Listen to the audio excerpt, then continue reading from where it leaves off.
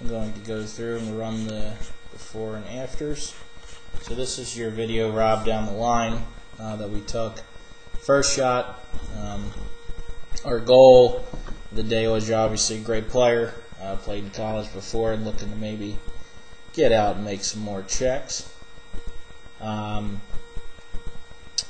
We worked on, the goal was to get rid of the super high hooking golf ball when it got real bad, the snap hook, and also taking that trajectory down. So the goal is lower flighted straight balls. If not, try and get a little left to right going to help out the issue. And we most definitely accomplished that today. So things on the checklist as we run through these, Rob. See, this was a before. Number one at address, Rob, was your neck tilt.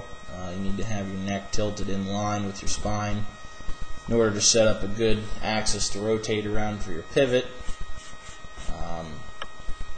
That was number one. Number two is that you had your hips to level at address, and that actually took your spine and tilted it out of line, which made it hard for you to make a hip turn on the way back. So we had it moved the left hip socket just a touch up, and that's because the right hand's sitting lower than the left hand on the club at address, and also the right hand must be lower, the spine must be tilted slightly back in order to provide a good impact position and lean of the shaft. Without that touch of spine tilt and right arm bend, can't lean the shaft, therefore no compression, and so on and so forth.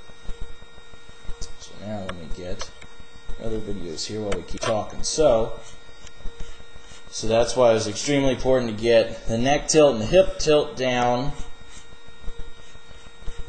and also we touch a little bit upon a grip, Rob. Maybe talking about getting that left thumb a touch longer in order to get a little more pressure on that club as far as the cord on once it gets up to the top. Okay, and now also, as we moved into, we also had to do some pivot work, Rob. We had the chair drill, which I put up against your hip, okay, which I needed you to make a sharper hip turn, allow the hips to turn, which allows the shoulder to have a greater turn. We're just going to bring our hands in a touch more and shallow out that plane angle we're swinging on, which is going to help knock that ball down. So the pivot was very, very important. Also, good thing, confidence for you, Rob, so you could just turn back and unwind through as hard as you can and not have to worry about that sucker going left. So that was a huge component, and you got to make sure you drill out as well. And as far as the other things we worked on, we also worked on where your hands were going, Rob. As I said, the path of your hands, where they are entering the body, meaning where they are at the top of the backswing, and where they exit the body, meaning where the hands are coming through.